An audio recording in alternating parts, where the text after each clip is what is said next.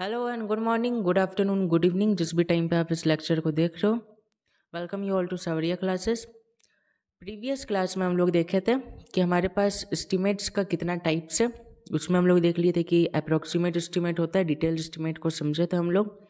अब next topic है हम लोग के पास कि how many types of approximate estimate are there. अगर अप्रॉक्सीमेट एस्टिमेट का बात करें तो उसका 4 टाइप होता है। पहला है plinth area rate method, cubical content method, unit rate method, typical bay method. तो सबसे पहले हम लोग समझेंगे कि what is plinth area rate method या प्लिंथ एरिया रेट मेथड क्या होता है। Plinth area into cost of plinth area. देखो जनरली प्लिंथ एरिया में हम लोग करते कि अगर सिंपली समझे, जैसे कि प्रीवियस लेक्चर में बोले थे, सिविल इंजीनियरिंग में मैक्सिमम टॉपिक ऐसा है जिसका नाम में ही उसका आंसर छिपा हुआ है। प्लिंथ एरिया में हम लोग क्या करते हैं, जो भी एक प्लॉट का प्लिंथ एरिया दिया हुआ है उसको यूनिट प्लिंथ एरिया का रेट से मल्टीप्लाई कर देते हैं। फॉर एग्जांपल अपने पास दिया हुआ है कि 1200 मीटर स्क्वायर अपने पास प्लिंथ एरिया है। ये सब जानते हैं कि एरिया को मीटर स्क्वायर में डिनोट करते हैं। तो अपने पास 1200 मीटर स्क्वायर का प्लिंथ एरिया है और यूनिट प्लिंथ एरिया का कॉस्ट दिया हुआ है 100 रुपीज़। तो जनरली इसको मल्टीप्लाई कर देंगे, हमारा जो आंसर आएगा वो हमारा एस्टिमेट हो जाएगा। तो प्लिंथ एरिया में हम लोग जनरली करते क्या है, टोटल प्लिंथ एरिया को यूनिट रेट जो है प्लिंथ एरिया का उससे मल्टीप्लाई कर देते हैं। ठीक है। सेकेंड आता है cubical content method. Same cubical content method में क्या करते हैं, जितना भी हमारे पास क्यूबिकल कंटेंट है उसको क्यूबिकल कंटेंट का यूनिट कॉस्ट से मल्टीप्लाई कर देते हैं। फॉर एग्जाम्पल दे दिया कि 1000 मीटर क्यूब है अपने पास और पर मीटर क्यूब का कॉस्ट है 10,000 रुपया। उसको मल्टीप्लाई कर देंगे, 1 करोड़ आ गया अपने पास। ये हमारा क्या हो गया, एस्टिमेटेड वैल्यू। नहीं समझ में आया क्यूबिकल कंटेंट। देखो मान लो अपने पास दिया हुआ है कि प्लिंथ एरिया 1000 मीटर स्क्वायर। ठीक है भाई, 1000 मीटर स्क्वायर अपने पास प्लिंथ एरिया दिया हुआ है। हाइट ऑफ वॉल दिया हुआ है 5 मीटर स्क्वायर। वो 5 मीटर स्क्वायर नहीं होगा, वो 5 मीटर होगा। हाइट ऑफ वॉल 5 मीटर है।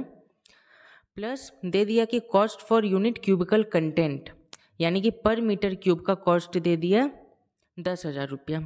अब बोल दिया एस्टिमेट को कैलकुलेट करना। हम लोग करेंगे क्या, generally metre square into metre कर देंगे।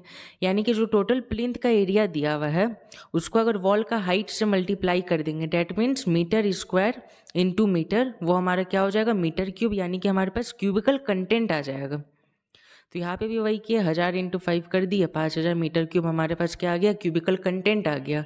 क्वेश्चन में दिया हुआ है कि यूनिट क्यूबिकल कंटेंट का रेट क्या है, 10,000 रुपया। जितना हमारे पास मीटर क्यूब आया है उसको हम लोग टोटल कॉस्ट से मल्टीप्लाई कर देंगे, हमारे पास आ गया 5 करोड़। डैट मीन्स वो एस्टिमेटेड वैल्यू है इस प्लिंथ एरिया का और इस, अगर हाइट बात करें इस वॉल का हाइट का। तो ये क्या हो गया, क्यूबिकल कंटेंट मेथड। नेक्स्ट आता है हमारा unit rate method. For the calculation of rate according to the quantities of item. देखो यूनिट रेट मेथड कहाँ पे यूज़ होता है, मान लो हमारे पास क्वांटिटीज़ दिया हुआ आइटम का और उसके बेसिस पे हम लोग को रेट निकालना है। ठीक है। अब देखो इसका यूज़ कहाँ पे होता है। फॉर एग्जांपल मान लो हम लोग को कोई बोल दिया कि एक थिएटर डिज़ाइन करना है जिसमें 200 चेयर लगाना है। ठीक है, थिएटर डिज़ाइन करना है, 200 चेयर उसमें टोटल रहेगा और कॉस्ट ऑफ ईच चेयर दे दिया 400 rupees. Determine the total approx estimate. क्या होगा, जनरली ये 6-7 क्लास का कॉन्सेप्ट है। नंबर ऑफ चेयर्स जितना है उसको कॉस्ट ऑफ इस चेयर से मल्टीप्लाई कर देंगे, यानी कि यूनिट कॉस्ट क्या हो गया, एक चेयर का कॉस्ट 400 रुपया into number of units. Number of units क्या हो गया, 200 चेयर है अपने पास, यानी कि 80,000 का अपने पास बजट आ गया। यूनिट रेट में हम लोग क्या करते हैं, जो भी रेट है हम लोग का पर यूनिट का उसको क्वांटिटीज़ या नंबर ऑफ यूनिट्स के साथ मल्टीप्लाई कर देते हैं। ठीक है। नेक्स्ट आता है टिपिकल बे मेथड। अब देखो टिपिकल बे मेथड में क्या होता है, it is generally use for the construction of bridges. Number of bays span into rate of each bay. Bay मतलब होता है स्पैन, BAY का मतलब होता है, ये बे वाला बे नहीं है, अब्यूजिंग लैंग्वेज वाला नहीं है। इस बे का मतलब होता है स्पैन और स्पैन देखो नीचे जो डायग्राम है उसमें जो ए से लेके बी तक मेंशन किया गया है उसको बोलते हैं स्पैन लेंथ। तो इसमें क्या करते हैं, मान लो कि एक ब्रिज है जिसमें ऐसा नंबर ऑफ अगर लेट से 10 स्पैन है और एक बे का एक स्पैन का रेट को कैलकुलेट कर लिया गया, तो number of span into rate of each bay, तो इसमें क्या होगा हमारा टोटल अप्रॉक्सीमेट वैल्यू निकल जाएगा। जैसे कि इस डायग्राम में दिख रहा है ए टू बी हमारा एक स्पैन है कंटिन्यूसली, वैसा मान लो 10 और स्पैन है, टोटल नंबर ऑफ स्पैन हो गया 11 और रेट ऑफ ईच बे हम लोग को दिया हुआ रहेगा रेट ऑफ ईच स्पैन, तो वहाँ से सिंपली मल्टीप्लाई कर देंगे तो हमारा क्या निकलेगा, टिपिकल बे मेथड से हमारा अप्रॉक्सीमेट एस्टिमेट निकल जाएगा। तो ये जनरली 4 टाइप था हमारा अप्रॉक्सीमेट एस्टिमेट का। प्लिंथ एरिया रेट मेथड समझ लिए कि प्लिंथ एरिया टोटल जितना एरिया है उसको मल्टीप्लाई कर देंगे यूनिट रेट से। क्यूबिकल कंटेंट में हम लोग समझ गए कि जितना भी क्यूबिकल कंटेंट मीटर क्यूब में अपने पास है उसको क्यूबिकल कंटेंट का रेट से मल्टीप्लाई कर देंगे।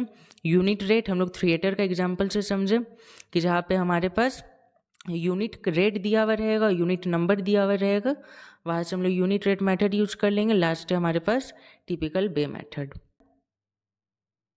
टाइप्स ऑफ डिटेल्ड एस्टिमेट, जैसे हम लोग टाइप्स ऑफ अप्रॉक्सीमेट एस्टिमेट पर है, अब आता है types of detailed estimate. Generally there are 4 types of detailed estimate, revised estimate, supplementary estimate, revised and supplementary estimate, annual repair and maintenance estimate.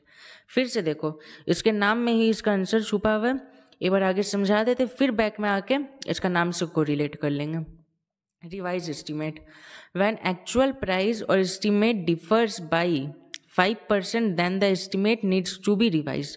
मान लो एक एस्टिमेट अप्रॉक्सीमेट एस्टिमेट अपने पास बना हुआ है, अगर उसका प्राइस 5% से बढ़ जाता है या फिर घट जाता है, डिफर कर जाता है, तो हम लोग क्या करते हैं वहाँ पे रिवाइज एस्टिमेट का कॉन्सेप्ट लाते हैं।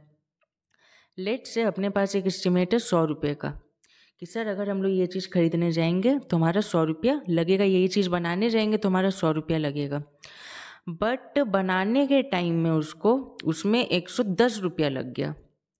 डैट मीन्स वो 5% से ज़्यादा राइज कर गया उसका कॉस्ट। तो हम लोग क्या करते हैं वहाँ पे फिर से एस्टिमेट को तैयार करते हैं और इस एस्टिमेट को क्या बोलते हैं, रिवाइज एस्टिमेट।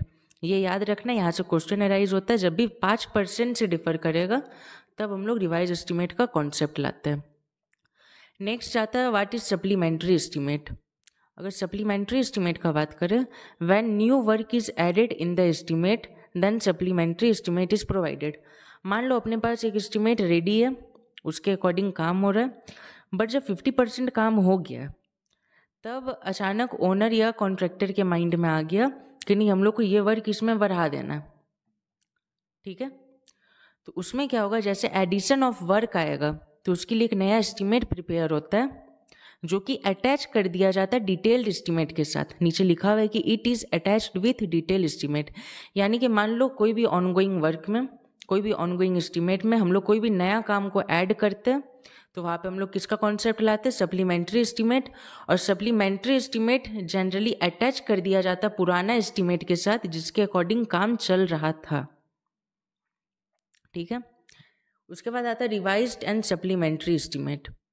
अब देखो पहले हम लोग रिवाइज्ड समझे, उसके बाद सप्लीमेंट्री समझे, अब ये दोनों का कॉम्बिनेशन होता है when the estimated rate get deviates with 5% and some additional work is added to the existing estimate. Revise मतलब क्या हो गया था, रेट 5% से डिफर कर गया, और सप्लीमेंट्री मतलब क्या था कि कोई एक्स्ट्रा काम जुड़ गया, लेकिन वो अलग अलग था। लेकिन मान लो कोई एक एस्टिमेट में रेट भी डेविएट कर गया 5% से, डेविएट यानी कि अंतर आ गया रेट में 5% से, प्लस उसमें कुछ नया काम भी हम लोग जोड़ दिए, तो वहाँ पे कौन सा कॉन्सेप्ट आएगा, रिवाइज्ड एंड सप्लीमेंट्री एस्टिमेट, ठीक है। लास्ट है annual repair and maintenance estimate. देखो जैसे कोई बिल्डिंग बनता है तो टाइम के अकॉर्डिंग बिल्डिंग का प्रॉपर्टीज वीक होते जाता है, तो उसमें क्या होता है, रिपेयर का या मेंटेनेंस का खर्च आता है, तो इसको भी पहले प्रिडिक्ट कर लिया जाता है, इसको भी पहले एस्टिमेट कर लिया जाता है, estimate prepare for the maintenance of building, कि अगर हम मान लो G+5 बिल्डिंग बना रहे हैं तो उसमें आगे हम लोग को एनुअली कितना रिपेयर करना पड़ेगा, कितना इसमें मेंटेनेंस का दरकार है, वो सारा का जो एस्टिमेट होता है उसको हम लोग क्या बोलते हैं, annual repair and maintenance estimate. और ये हमारे किस में बनता है, डिटेल्ड एस्टिमेट में। तो अगर बात करें डिटेल्ड एस्टिमेट का, रिवाइज्ड हम लोग समझ गए जब 5% से डेविएट कर जाता है रेट। सप्लीमेंट्री जब कोई नया काम ऐड हो जाता है तो हम लोग क्या करते हैं, एक नया एस्टिमेट बनाते हैं जिसको पुराने एस्टिमेट के साथ अटैच कर देते हैं। थर्ड आता है हम लोग का रिवाइज एंड सप्लीमेंट्री, जब रेट भी डेविएट करता है प्लस नया काम भी जुड़ जाता है। और फिर एनुअल रिपेयर मेंटेनेंस एस्टिमेट का स्पेलिंग रॉन्ग है, यहाँ पे इसको करेक्शन होगा। Annual repair and maintenance estimate, जो एनुअल रिपेयर या मेंटेनेंस में खर्चा गिरता है कोई भी बिल्डिंग पे, वो ये होता है। तो आज हम लोग generally types of detailed estimate समझे और टाइप्स ऑफ अप्रोक्सीमेट एस्टिमेट समझे। Thank you all.